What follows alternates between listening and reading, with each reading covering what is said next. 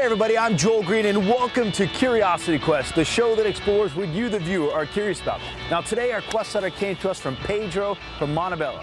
Pedro wrote, "Dear Joel, I've always been curious about our waste, electronic waste, household waste, trash. Is there enough room in our landfills? Will we run out of space, or will we have to eventually launch our trash into outer space?" Well, Pedro, because of you, we're going to discuss on today's shows ways to help reduce our waste so we don't have to resort to such drastic measures as sending our trash to outer space. Well, let's get started on today's Curiosity Quest Goes Green.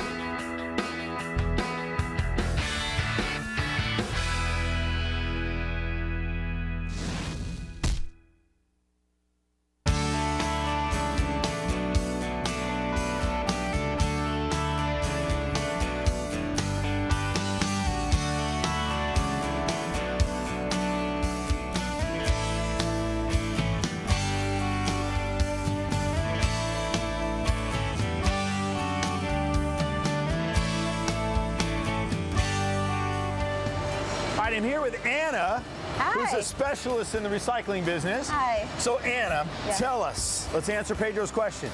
Are we going to run out of space in the landfill? Absolutely. Landfills don't last forever, that's for sure. The more we consume in our society, the quicker the landfills are going to fill up.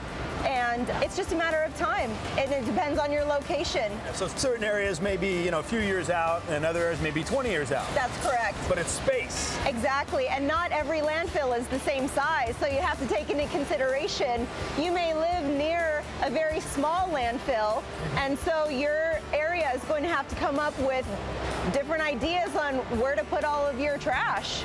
So it's best to think about waste prevention. It's not just about who's going to take care of it later. It's about what are you doing to take care of it now. Here's your fun fact. Approximately 75% of what Americans throw into trash can actually be recycled. So when we're talking about waste prevention, obviously we're at a transfer station where a lot of recyclables come. Yes.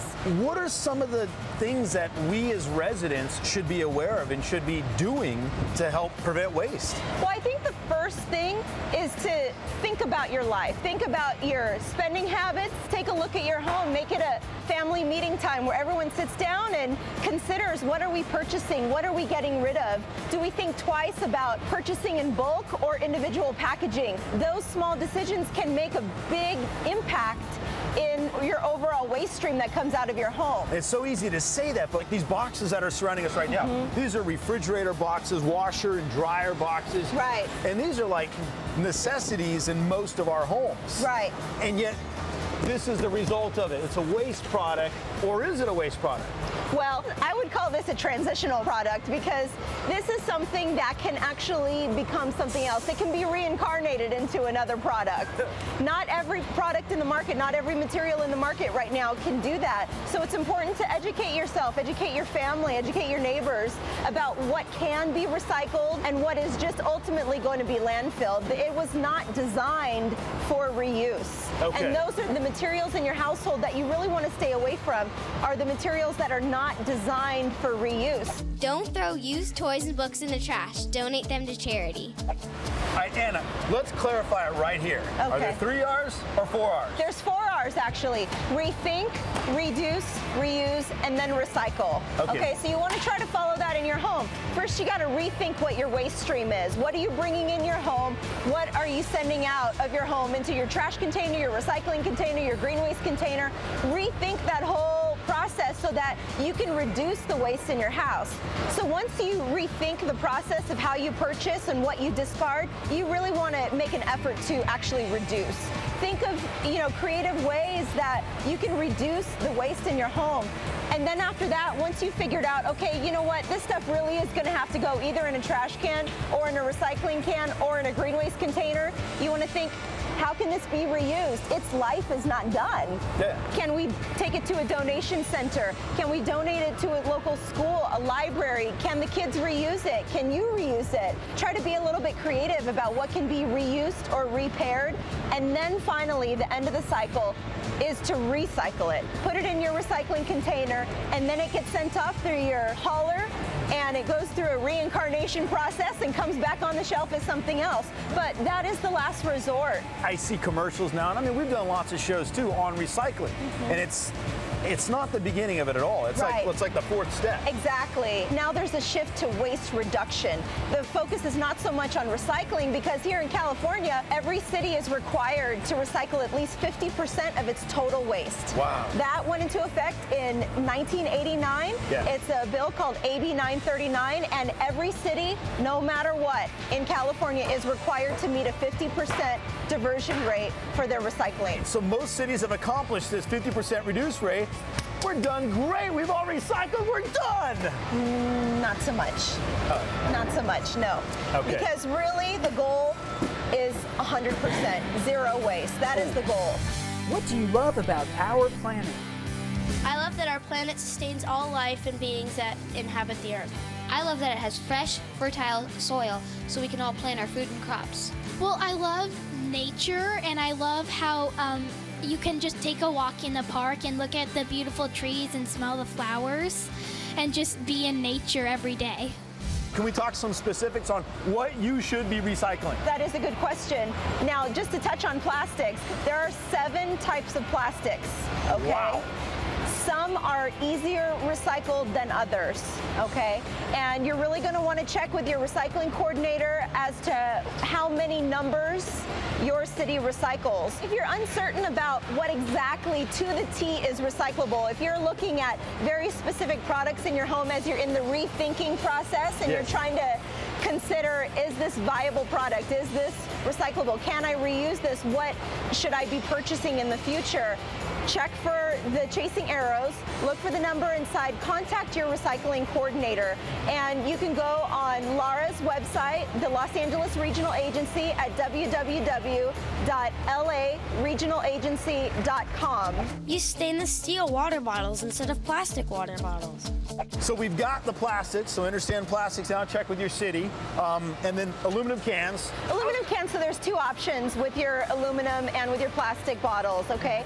You can either take them to a local redemption center and redeem them for the value of the recycling fee that you already paid when you purchased the product. So Yeah. that's one option. And you can check your city's website to see where the nearest location is to you. You can go to www.bottlesandcans.com, and you'll be able to type in your zip code, and it'll tell you the closest redemption centers to you. That's the first option, Is okay? that in California? Yes, that's just in California. Okay. The second option is you can place it inside your recycling container, and then it goes through the process that we talked about earlier. But aluminum cans and plastic bottles, 100% of those can be recycled. Now, a little tip here for you. You want to make sure that you don't include any food waste or liquid waste in your recycling container, and that is across the board. That goes with any city, Okay. across the nation, across the world. Do not put excessive amounts of food waste in your recycling container, because it can contaminate the product. What do you love about our planet? I love everything that Mother Earth gives us, like food and water and all the other materials that Mother Earth gives us. I love our planet because it's green. It's the only planet that has life so far, and it's fun. I just like nature, animals, and natural things. Now, I've heard that the majority of waste in a landfill is paper. Much of our waste is paper, absolutely. And a lot of it is because we don't do the small things at home or at work, like printing two-sided or Yeah. reusing paper. And so it's really important to rethink the way that you use paper. You know, somebody probably didn't need this one label anymore, Yeah. and so all of it just went to the recycle bin, when someone could easily just have put another label on top of it and reused it, put it through another cycle of life. And that brings me back to the whole message of waste reduction, rethinking what it is that you're doing with the waste generated in your home.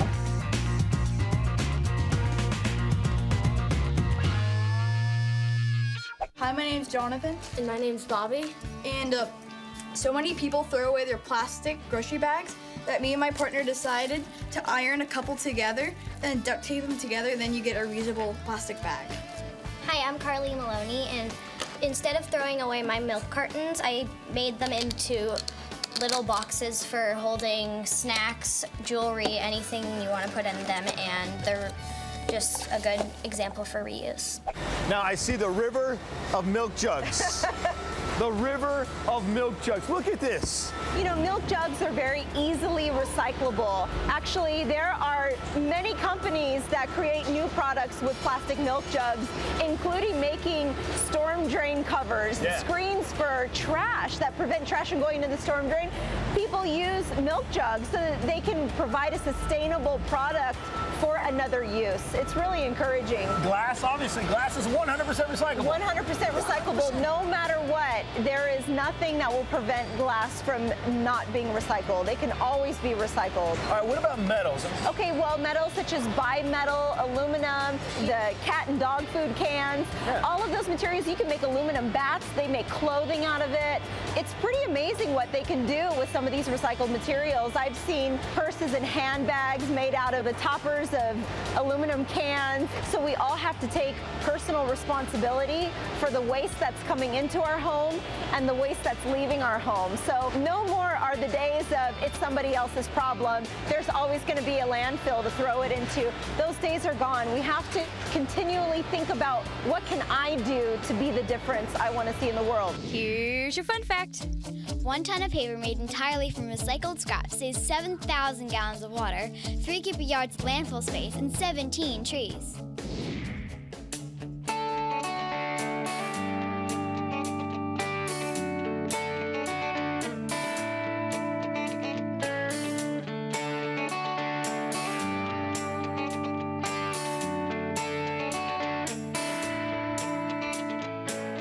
All right, Anna.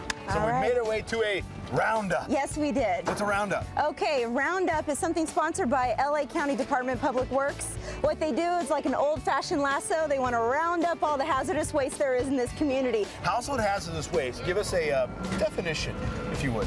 Household hazardous waste is basically any product in your home that has a material or ingredient in it that is toxic, corrosive, flammable. Those things are too toxic for the trash and way too toxic for the landfill. You don't want to place those things in your recycling container or your green waste container. They need to be disposed of properly at a household hazardous waste facility. Luckily, living in Los Angeles County, we have these wonderful roundup events where you can just drive up the street, drop off your stuff, and the county takes care of the rest of it. So, in summary, hazardous waste is kind of an umbrella term. Within that, think about electronic waste. Think of all the electronics in your home. Universal waste, items that contain mercury, medicines, motor oil. I mean, you think it, it's there. And the reason why it's so bad is because it can pollute our environment and public health. Depending on the chemical, it can affect your immune system, it can affect the ocean, it can affect your local community and the landscaping. I mean, there's just a myriad of difficulties that come with putting toxic chemicals in the public environment. And when we say putting them in the public environment, we're actually referring to putting them in a landfill, right? No, actually, it expands beyond that. Putting it down the storm drain, and there's a difference between the sewer system and the storm drain. The storm drain is what you see on the side of the curb. That goes directly to the ocean. That is directly affecting marine life. The sewer system is what you find in your bathroom and your kitchen sink. You can think, oh, well, that's just gonna be clean down the road. Someone's gonna make that sanitary. Not necessarily. That can affect what is in your sewer system and actually contaminate the sewer pipe. So you have to be really careful. Putting it in the trash, even just dumping it on the street. I mean, there's so many ways that we can make our environment toxic. So what you're saying is that after I'm done painting my house or my fence, I shouldn't take the paint that's left over and spray it out down the storm drain and having it all washed down? That's exactly right. You're also saying that batteries, I shouldn't be throwing it in my trash can? Absolutely not. California is one of the only states right now that has banned batteries from the trash, from the landfill. and they are extremely toxic. It is said that maybe not one little battery would affect everybody, but think about how many batteries you use in your day. Think about every single electronic device that you use and how much is generated just in one home. Now multiply that by your entire city, your entire county, and the entire state. It's a real problem. It's about quantity when it comes to batteries. Instead of using foil and plastic wrap, try using reusable containers.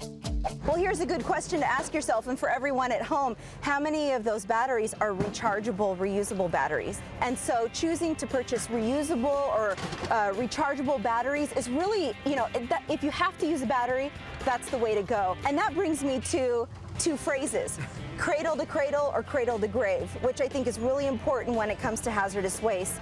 A cradle to grave mentality is when a product is created only to be used, and then when everyone's done with it, it goes to a landfill, which is considered the grave, right? The grave, dun, dun, dun.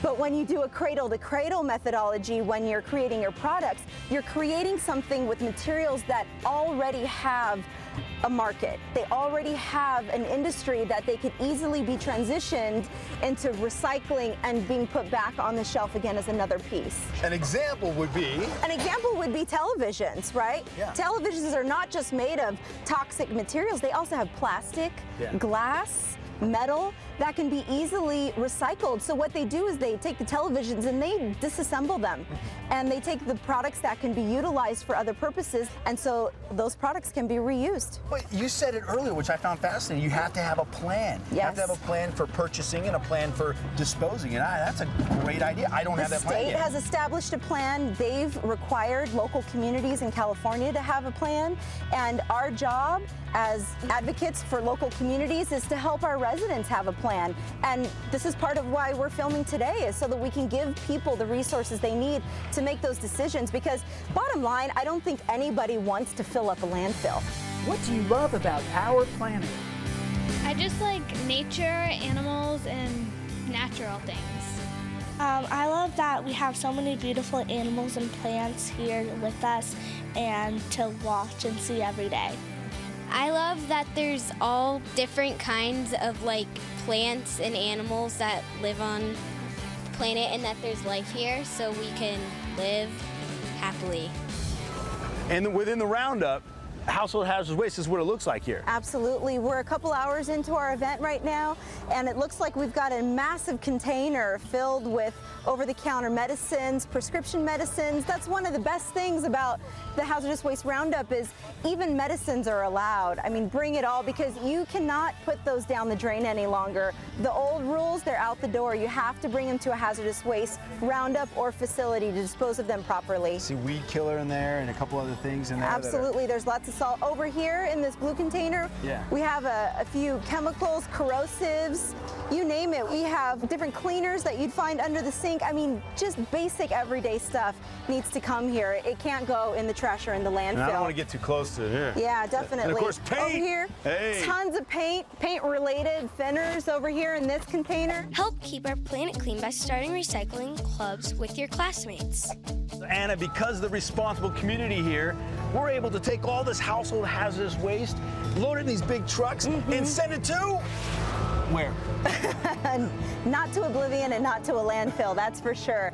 They're going to be going to responsible companies who are then going to disassemble all the materials that they can, and they're going to separate. Okay, this needs to go over here because we're going to remake this into a new product. This over here, this is really toxic and needs to be incinerated in a very special way. And everything is going to be a useful product at the end of its life. And again, it would not be possible without the community. Right. It just continues. Look at the participation here. I mean, this is really encouraging. This is really encouraging. And I think what's amazing too is, everybody's got busy lives, but the ones who take the time out to, do the right thing, they really do make a difference, and everybody can do that. It doesn't take that much time to get a box of stuff together that is too toxic for your house, too toxic for the trash, and to bring it down here. This is truly about rethinking. Exactly. Rethinking what you're throwing away, rethinking what you're buying. Here's your fun fact. Every Sunday, 500,000 trees could be saved if everyone recycled their newspapers. For those that live in Los Angeles County, where can they go to find out where the local roundups are? Okay, there's two options. You can contact the County of Los Angeles at 888-CLEAN-LA or go to www.888cleanla.com. Also, you can contact your local government agency or recycling coordinator, waste prevention coordinator, your public works department, and they'll be able to show you the right direction. Let's move on. Okay, all right. Very cool. What do you think emerging technology is? I think it could be new technologies that are like greener to the earth.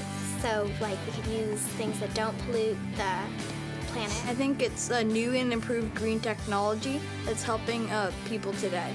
Well, like emerging and technologies, maybe like technologies that are emerging, like new technologies, because emerging means like coming.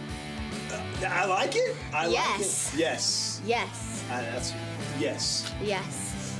So we're going to learn about emerging technologies. What's that, you ask? I have no clue.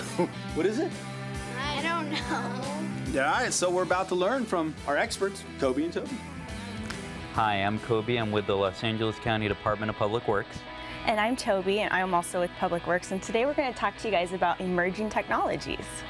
And there's several different types of emerging technologies.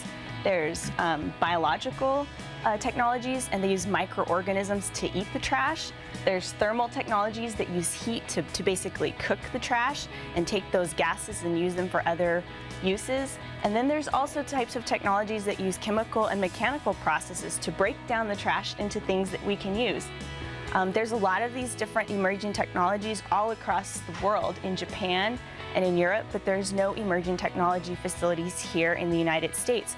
And what we want to do in LA County is we want to be the first county in the whole country to get these cool facilities to process our waste in an environmentally safe way. All right, so when we're talking about emerging technologies and as we learn about this, how does this affect how we use the 4 R's? How do the two blend?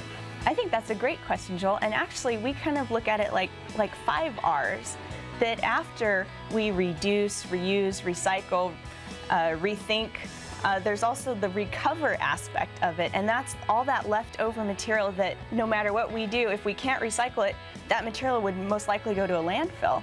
So emerging technologies are that last final step to take that last bit of residual waste and convert it into green fuels, into electricity, and to useful products like compost.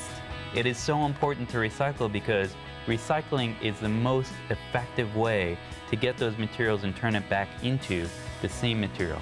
So if we're recycling glass, we turn it back into glass. If we recycle plastics, we turn it back into plastics. The conversion technologies and these new emerging technologies, they're kind of our last resort. It's for things that we just couldn't do anything else with. Dirty diapers, things that are mixed together and are too contaminated, and that otherwise we'd have to put into a landfill. So this is a way, essentially, to make landfills obsolete.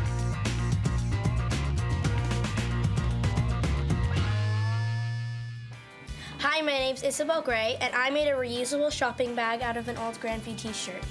I also made some rags out of another old t-shirt that I've had for washing the car or doing the dishes. We used old t-shirts and made them into a bag with a pocket, and it's perfect for books and a cell phone if you have one. Hi, I'm Juliana Rossi, and I made a pencil holder out of a can, old felt, and some old glitter and eyeballs. And I stuffed marbles and recycled paper inside to keep the pencils in.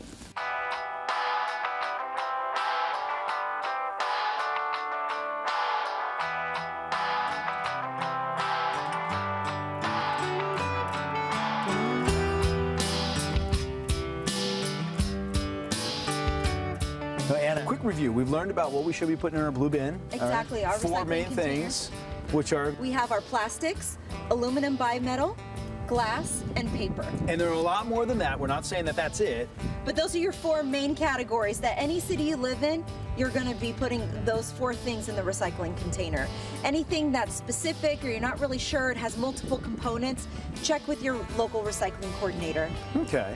And then, of course, we learned what the household hazardous waste, whether That's you right. should That be was taking fun, that. wasn't it? Oh, that was, wow. Talk about a roundup. Yeehaw! And, of course, we learned that there's some new technologies out there, some emerging technologies that are going to make this whole waste business and industry pretty remarkable here. Absolutely. It's going back to square one and rethinking all over again. Well, thank you so much, Anna. Absolutely. This has been a fun journey. I want to thank Anna, I want to thank Kobe, I want to thank Toby, and I want to thank all of our student ambassadors who continue to show us how to reuse things on this planet. And I especially want to thank you, Pedro, for sending us on today's Curiosity Quest Goes Green. Now, if there's something that you're curious about, let me hear from you. Go to curiosityquest.org, click on the Send Us on a Quest link, and simply tell me what you're curious about. And who knows, it could be you that sends us on our next great green adventure. Now remember, this is our planet, and it's our responsibility to take care of it. So I'm curious, have you gone green? I'm Joel Greene, and I'll see you next time. You told me to think like a kid, act like a kid, be a kid. I'm gonna be a kid! Check me on lighting. Lighting. Lighting. Thank you. Applause, please. Thank you. If you'd like to order a copy of this episode or a previous episode, visit us at www.curiosityquest.org. The cost is $19.95.